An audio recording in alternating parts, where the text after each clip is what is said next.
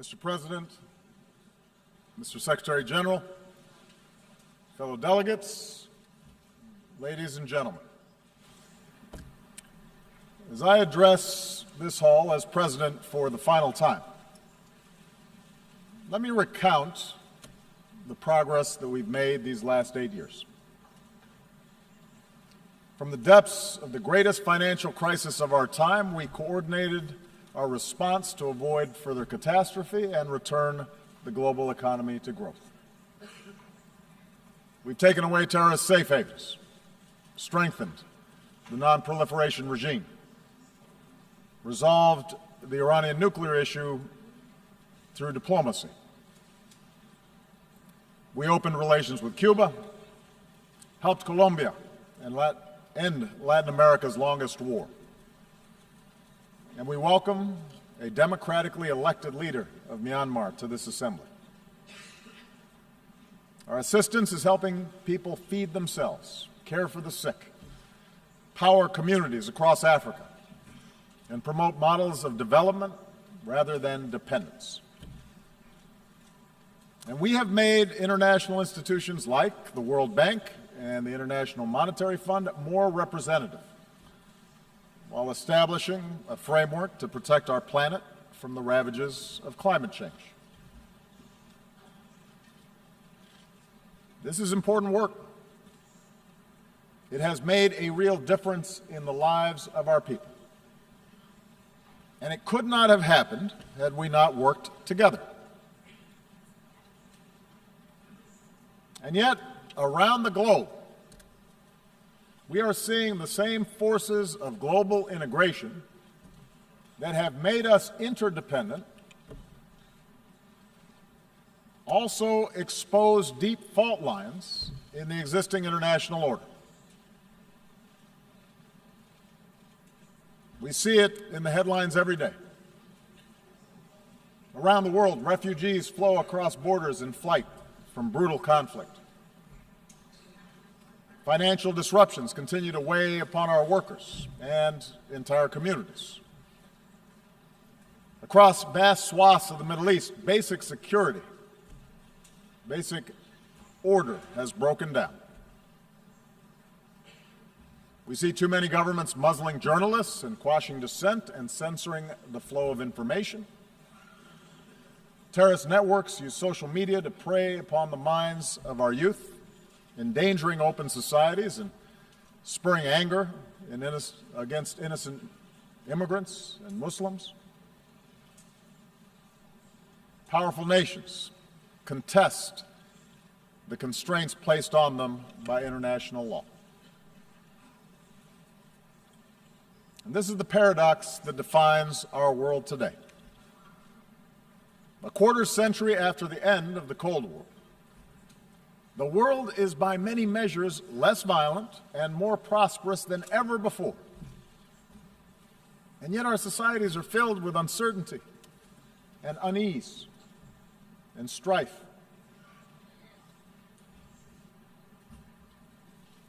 Despite enormous progress, as people lose trust in institutions, governing becomes more difficult, and tensions between nations become more quick to surface. And so I believe that at this moment, we all face a choice. We can choose to press forward with a better model of cooperation and integration, or we can retreat into a world sharply divided and ultimately in conflict along age-old lines of nation and tribe and race and religion. I want to suggest to you today that we must go forward and not backward. I believe that as imperfect as they are, the principles of open markets and accountable governance, of democracy and human rights and international law that we have forged remain the firmest foundation for human progress in this century. I make this argument not based on theory or ideology, but on facts.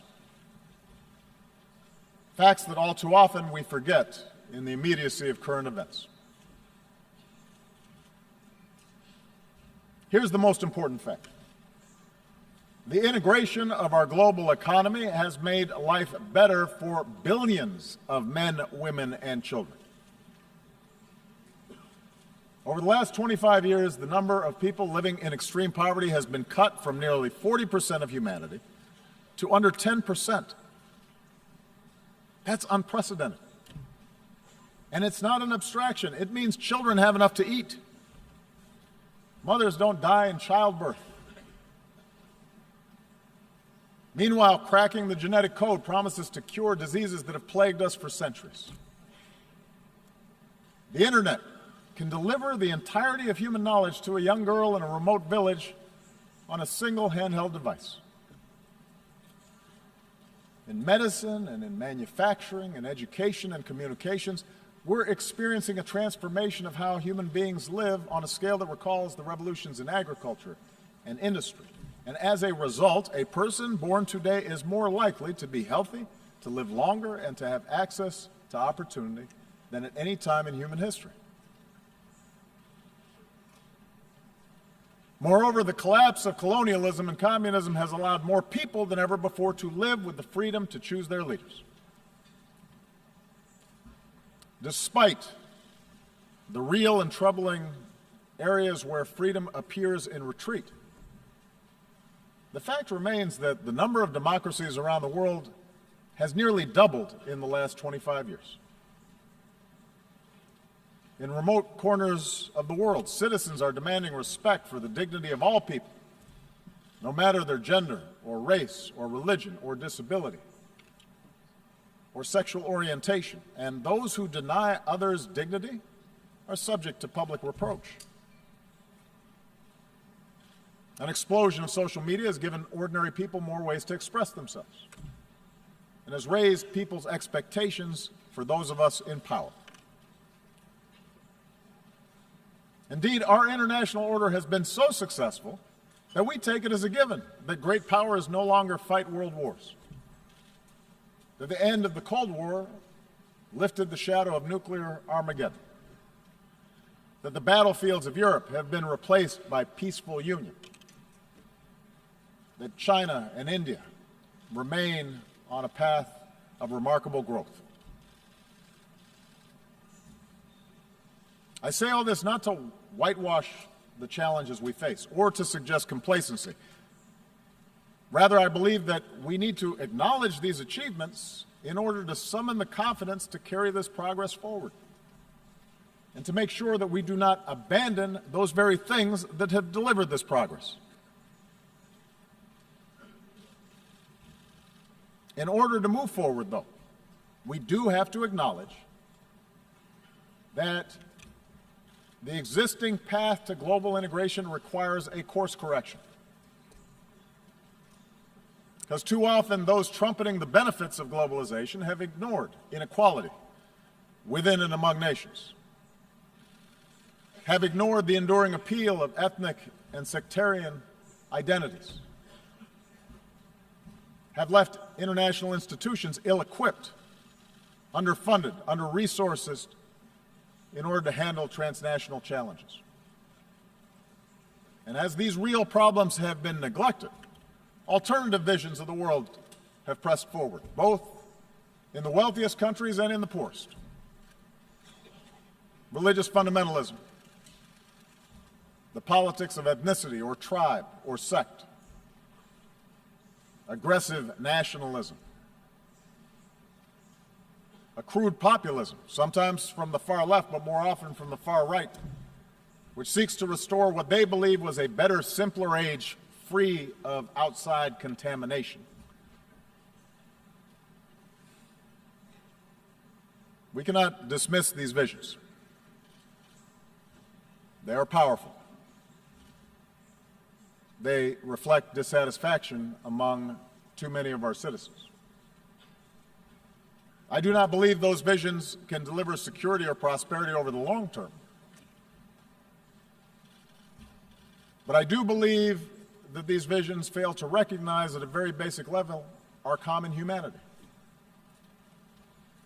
Moreover, I believe that the acceleration of travel and technology and telecommunications, together with a global economy that depends on a global supply chain, makes it self-defeating ultimately for those who seek to reverse this progress. Today, a nation ringed by walls would only imprison itself.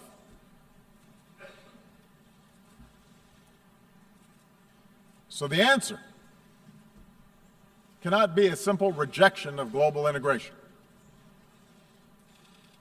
Instead, we must work together to make sure the benefits of such integration are broadly shared, and that the disruptions, economic, political, and cultural, that are caused by integration are squarely addressed. Now, this is not the place for a detailed policy blueprint, but let me offer in broad strokes those areas where I believe we must do better together. It starts with making the global economy work better for all people and not just for those at the top.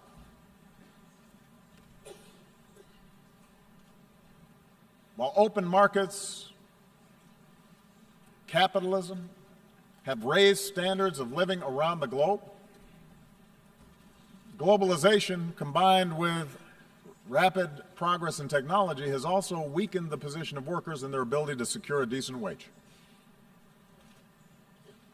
In advanced economies like my own, unions have been undermined, and many manufacturing jobs have disappeared.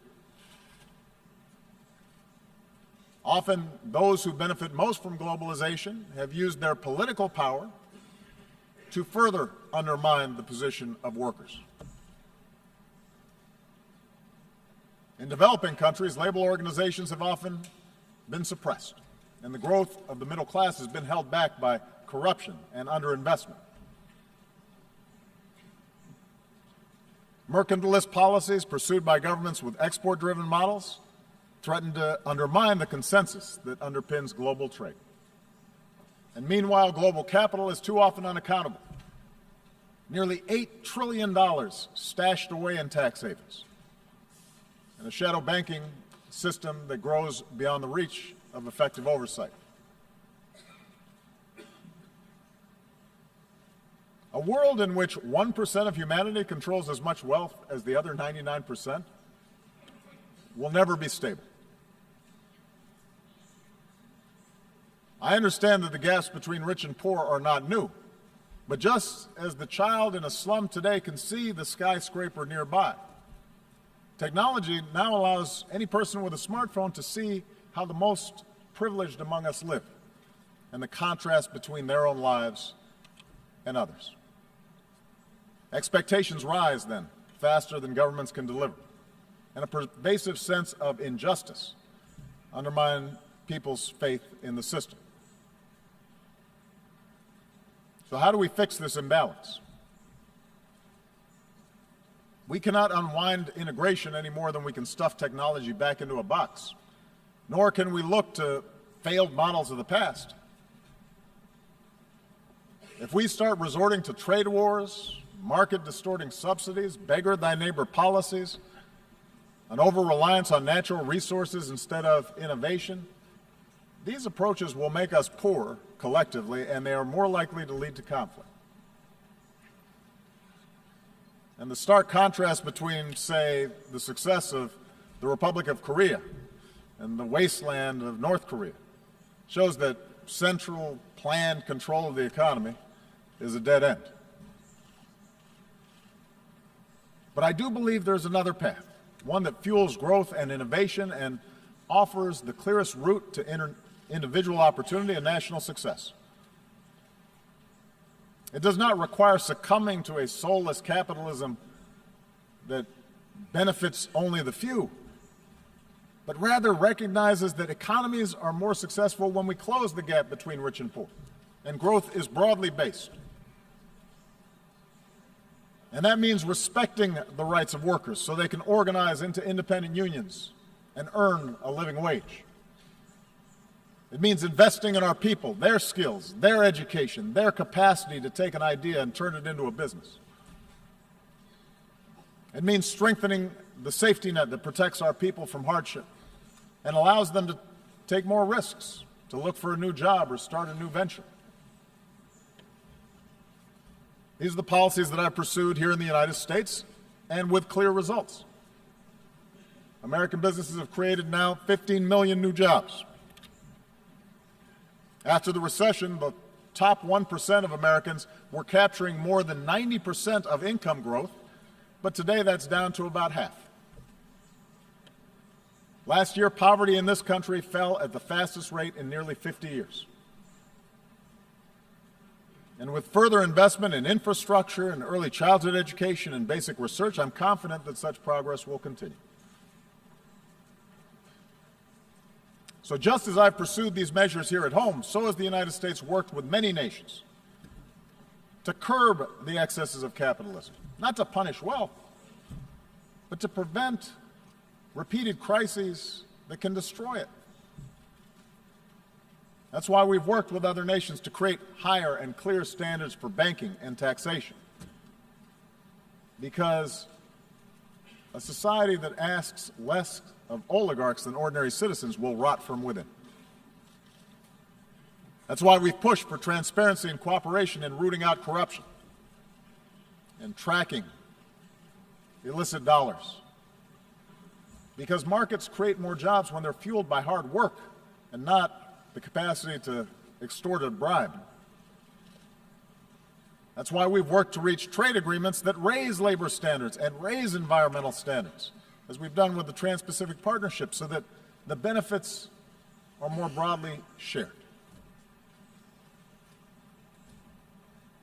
And just as we benefit by combating inequality within our countries, I believe advanced economies still need to do more to close the gap between rich and poor nations around the globe. This is difficult politically. It's difficult to spend on foreign assistance. But I do not believe this is charity. For the small fraction of what we spent at war in Iraq, we could support institutions so that fragile states don't collapse in the first place, and invest in emerging economies that become markets for our goods. It's not just the right thing to do, it's the smart thing to do. And that's why we need to follow through on our efforts to combat climate change. If we don't act boldly, the bill that could come due will be mass migrations and cities submerged and nations displaced and food supplies decimated and conflicts born of despair. The Paris Agreement gives us a framework to act, but only if we scale up our ambition, and there must be a sense of urgency about bringing the agreement into force and helping poorer countries leapfrog destructive forms of energy. So for the wealthiest countries, a green climate fund should only be the beginning. We need to invest in research and provide market incentives to develop new technologies and then make these technologies accessible and affordable for poorer countries. And only then can we continue lifting all people up from poverty without condemning our children to a planet beyond their capacity to repair. So, we need new models for the global marketplace, models that are inclusive and sustainable. And in the same way, we need models of governance that are inclusive and accountable to ordinary people. I recognize not every country in this hall is going to follow the same model of governance. I do not think that America can or should impose our system of government on other countries. But there appears to be a growing contest between authoritarianism and liberalism right now. And I want everybody to understand, I am not neutral in that contest. I believe in a liberal political order, an order built not just through elections and representative government, but also through respect for human rights and civil society and independent judiciaries and the rule of law. I know that some countries which now recognize the power of free markets still reject the model of free societies. And perhaps those of us who have been promoting democracy feel somewhat discouraged since the end of the Cold War, because we've learned that liberal democracy will not just wash across the globe in a single wave.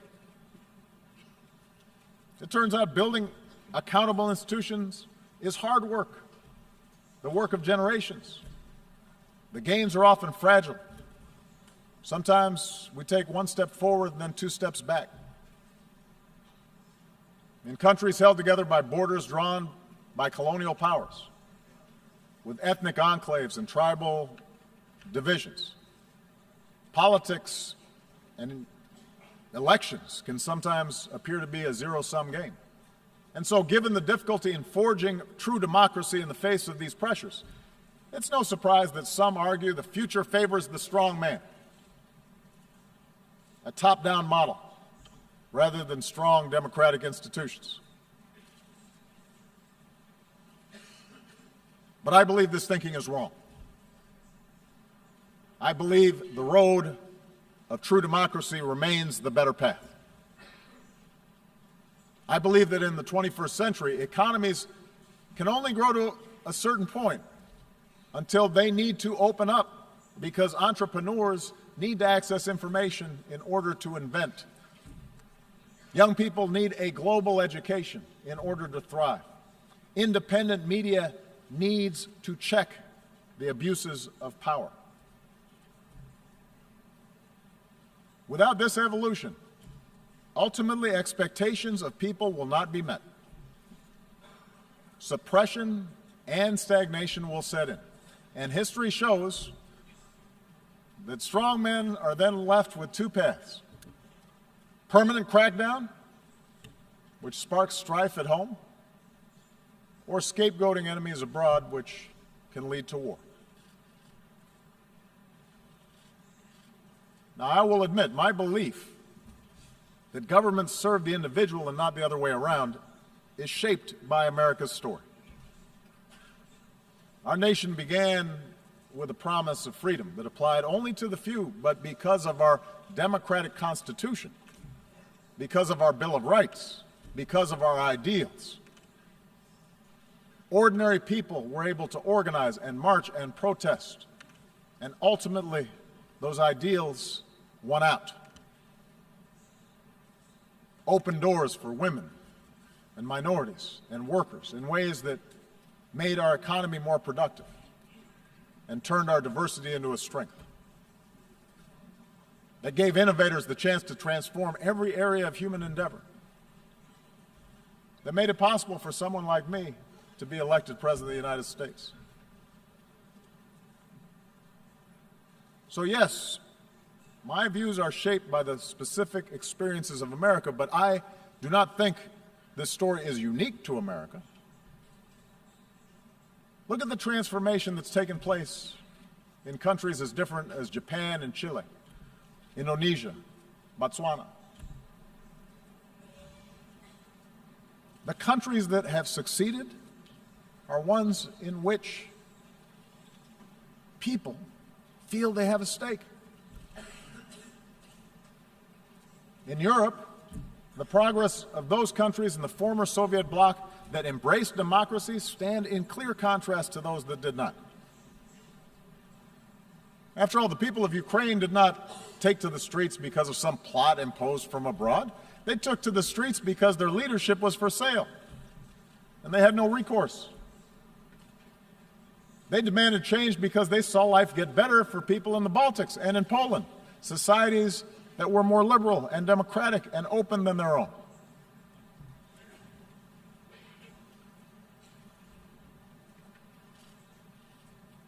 So those of us who believe in democracy,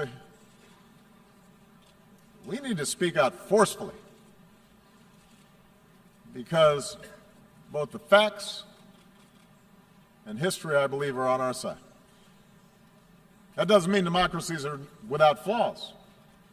It does mean that the cure for what ails our democracies is greater engagement by our citizens, not less.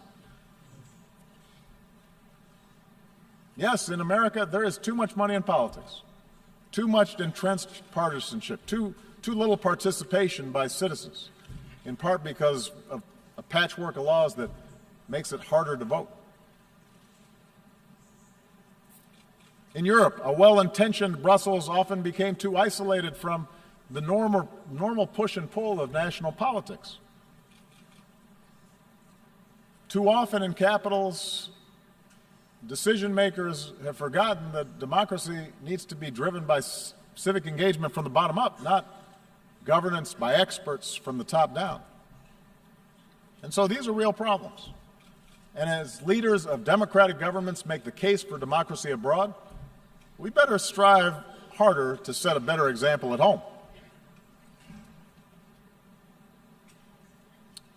Moreover, every country will organize its government informed by centuries of history and the circumstances of geography and the deeply held beliefs of its people. So I recognize a traditional society may value unity and cohesion more than a diverse country like my own, which was founded upon what at the time was a radical idea, the idea of the liberty of individual human beings, endowed with certain God-given rights. But that does not mean that ordinary people in Asia or Africa or the Middle East somehow prefer arbitrary rule that denies them a voice in the decisions that can shape their lives. I believe that spirit is universal.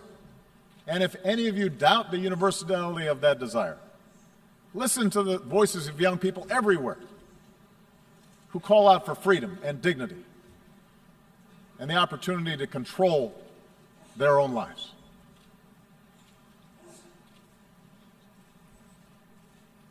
This leads me to the third thing we need to do. We must reject any forms of fundamentalism or racism or a belief in ethnic superiority that makes our traditional identities irreconcilable with modernity. Instead, we need to embrace the tolerance that results from respect of all human beings. It's a truism that global integration has led to a collision of cultures. Trade, migration, the internet, all these things can challenge and unsettle our most cherished identities. We see liberal societies express opposition when women choose to cover themselves. We see protests responding to Western newspaper cartoons that caricature the Prophet Muhammad. In a world that left the age of empire behind, we see Russia attempting to recover lost glory through force. Asian powers debate competing claims of history. And in Europe and the United States, you see people wrestle with concerns about immigration and changing demographics and suggesting that somehow people who look different are corrupting the character of our countries. Now, there's no easy answer for resolving all these social forces. And we must respect the meaning that people draw from their own traditions, from their religion, from their ethnicity, from their sense of nationhood. But I do not believe progress is possible if our desire to preserve our identities gives way to an impulse to dehumanize or dominate another group. If our religion leads us to persecute those of another faith, if we jail or beat people who are gay, if our traditions lead us to prevent girls from going to school, if we discriminate on the basis of race or tribe or ethnicity, then the fragile bonds of civilization will fray. The world is too small. We are too packed together for us to be able to resort to those old ways of thinking. We see this mindset in too many parts of the Middle East. There, so much of the collapse in order has been fueled because leaders sought legitimacy not because of policies or programs, but by resorting to persecuting political opposition or demonizing other religious sects, by narrowing the public space to the mosque, where in too many places perversions of a great faith were tolerated. And these forces built up for years. and are now at work helping to fuel both Syria's tragic civil war and the mindless medieval menace of ISIL. The mindset of sectarianism and extremism and bloodletting and retribution that has been taking place will not be quickly reversed. And if we are honest, we understand that no external power is going to be able to force different religious communities or ethnic communities to coexist for long. But I do believe we have to be honest about the nature of these conflicts. And our international community must continue to work with those who seek to build rather than to destroy. And there is a military component to that. It means being united and relentless in destroying networks like ISIL, which show no respect for human life. But it also means that in a place like Syria, where there is no ultimate military victory to be won, we're going to have to pursue the hard work of diplomacy that aims to stop the violence and deliver aid to those in need and support those who pursue a political settlement and can see those who are not like themselves as worthy of dignity and respect. Across the region's conflicts, we have to insist that all parties recognize a common humanity and that nations end proxy wars that fuel disorder. Because until basic questions are answered about how communities coexist, the embers of extremism will continue to burn, countless human beings will suffer, most of all in that region, but extremism will continue to be exported overseas. And the world is too small for us to simply be able to build a wall and prevent it from affecting our own societies. And what is true in the Middle East is true for all of us. Surely religious traditions can be honored and upheld while teaching young people science and math rather than intolerance. Surely we can sustain our unique traditions while giving women their full and rightful role in the politics and economics of a nation. Surely we can rally our nations to solidarity while recognizing equal treatment for all communities, whether it's a religious minority in Myanmar or an ethnic minority in Burundi or a racial minority right here in the United States. And surely Israelis and Palestinians will be better off if Palestinians reject incitement and recognize the legitimacy of Israel. But Israel recognizes that it cannot permanently occupy and settle Palestinian land.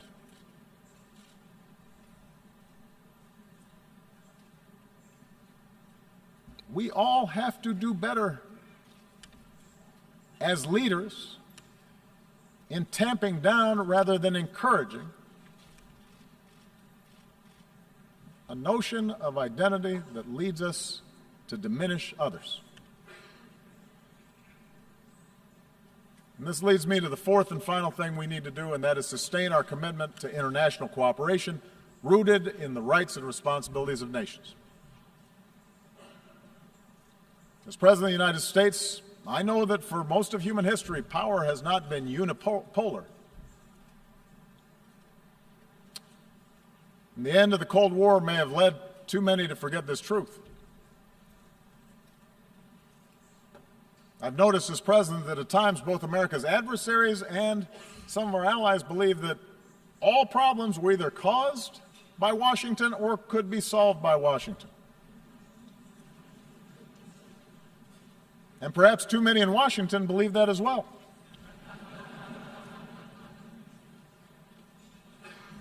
But I believe America has been a rare superpower in human history insofar as it has been willing to think beyond narrow self-interest. That while we've made our share of mistakes over these last 25 years, and I've acknowledged some, we have strived, sometimes at great sacrifice, to align better our actions with our ideals. And as a consequence, I believe we have been a force for good. We have secured allies. We've acted to protect the vulnerable. We've supported human rights. and welcome scrutiny of our own actions. We've bound our power to international laws and institutions. When we've made mistakes, we've tried to acknowledge them. We have worked to roll back poverty and hunger and disease beyond our borders, not just within our borders.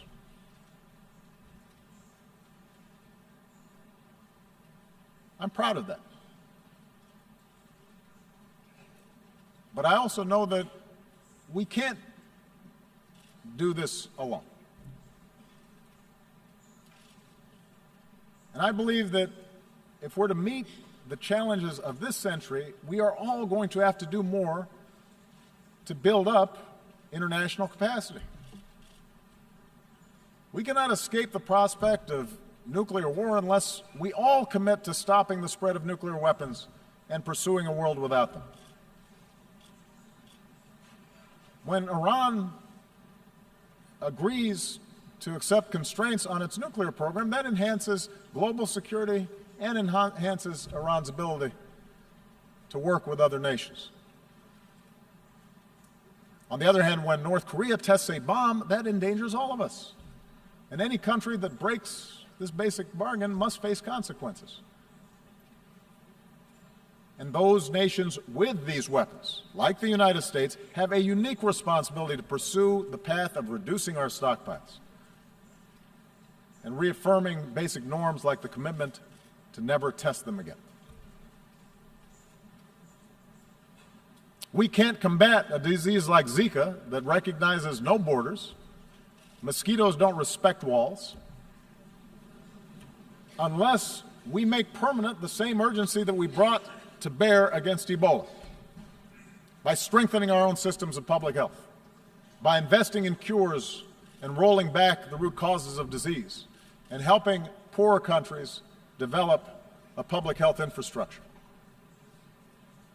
We can only eliminate extreme poverty if the sustainable development goals that we have set are more than words on paper.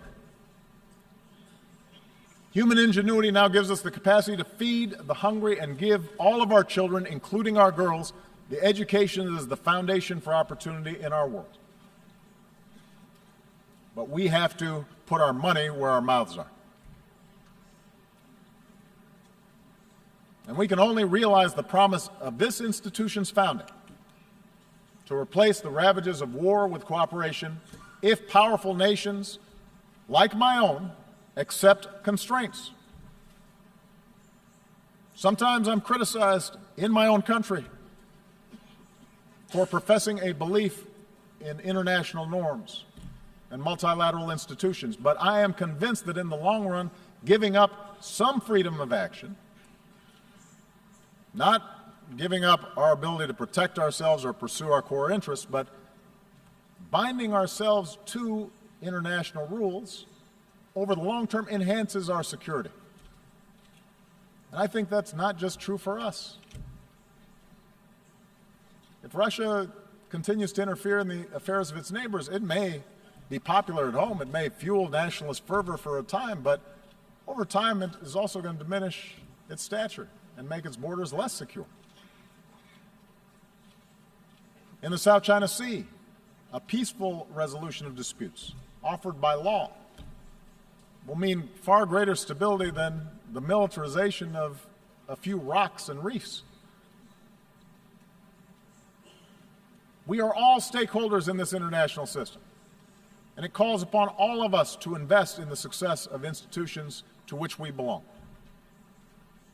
And the good news is that many nations have shown what kind of progress is possible when we make those commitments. Consider what we've accomplished here over the past few years.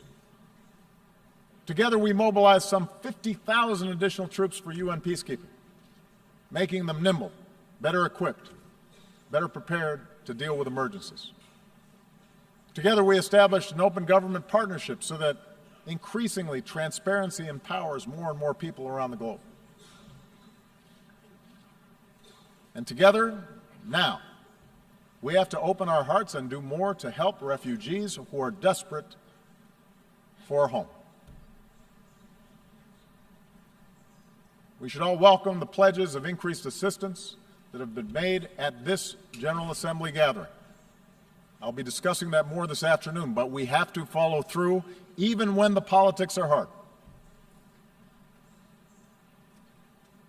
Because in the eyes of innocent men and women and children who, through no fault of their own, have had to flee everything that they know, everything that they love, we have to have the empathy to see ourselves. We have to imagine what it would be like for our family, for our children, if the unspeakable happened to us.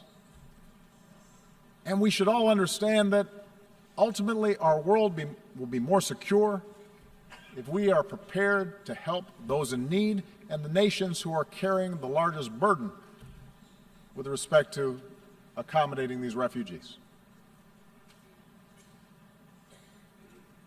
There are a lot of nations right now that are doing the right thing. But many nations, particularly those blessed with wealth and the benefits of geography, they can do more to offer a hand. Even if they also insist that refugees who come to our countries have to do more to adopt to the customs and conventions of the communities that are now providing them a home.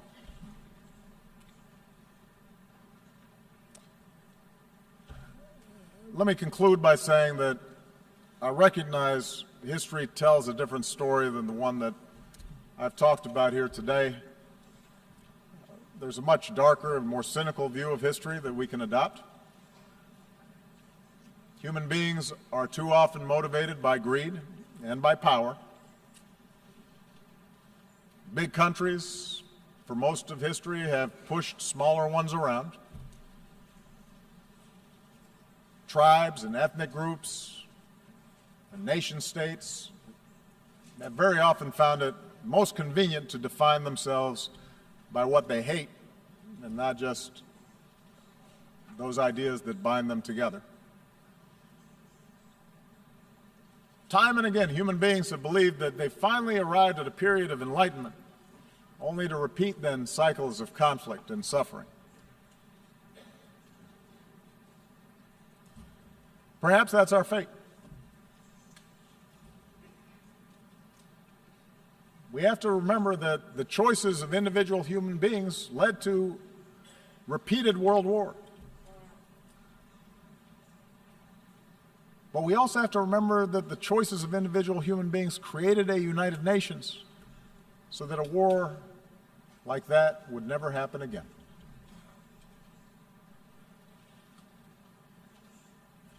Each of us, as leaders, each nation, can choose to reject those who appeal to our worst impulses and embrace those who appeal to our best. For we have shown that we can choose a better history. Sitting in a prison cell, a young Martin Luther King Jr. wrote that human progress never rolls on the wheels of inevitability.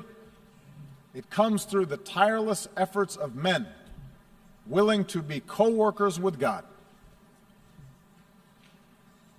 And during the course of these 8 years, as I've traveled to many of your nations, I have seen that spirit in our young people who are more educated and more tolerant and more inclusive and more diverse and more creative than our generation, who are more empathetic and compassionate towards their fellow human beings than previous generations. And yes, some of that comes with the idealism of youth, but it also comes with young people's access to information about other peoples and places. An understanding unique in human history, that their future is bound with the fates of other human beings on the other side of the world. I think of the thousands of healthcare workers from around the world who volunteered to fight Ebola. I remember the young entrepreneurs I met who are now starting new businesses in Cuba. The parliamentarians who used to be, just a few years ago, political prisoners in Myanmar. I think of the girls who have braved taunts or violence just to go to school in Afghanistan. And the university students who started programs online to reject the extremism of organizations like ISIL. I draw strength from the young Americans, entrepreneurs, activists, soldiers, new citizens who are remaking our nation once again, who are unconstrained by old habits and old conventions and unencumbered by what is, but are instead ready to seize what ought to be.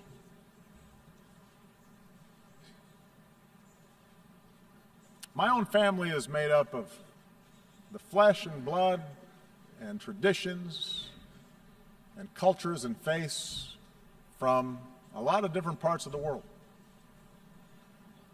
Just as America has been built by immigrants from every shore. And in my own life, in this country, and as president, I have learned that our identities do not have to be defined by putting someone else down,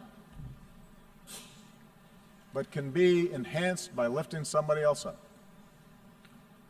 That they don't have to be defined in opposition to others, but rather by a belief in liberty and equality and justice and fairness.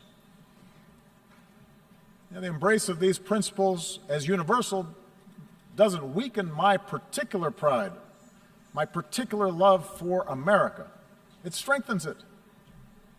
My belief that these ideals apply everywhere doesn't lessen my commitment to help those who look like me or pray as I do or pledge allegiance to my flag. But my faith in those principles does force me to expand my moral imagination and to recognize that I can best serve my own people. I can best look after my own daughters by making sure that my actions seek what is right for all people and all children and your daughters and your sons. This is what I believe, that all of us can be co-workers with God. And our leadership and our governments and this United Nations should reflect this irreducible truth. Thank you very much.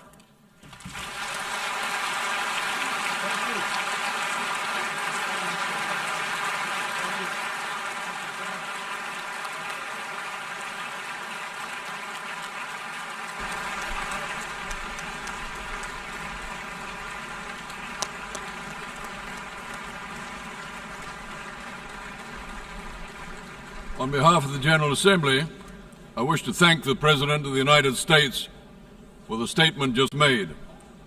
May I request representatives to remain seated while we greet the President, after which the meeting will stand suspended for 5 minutes before resuming to hear the next speaker.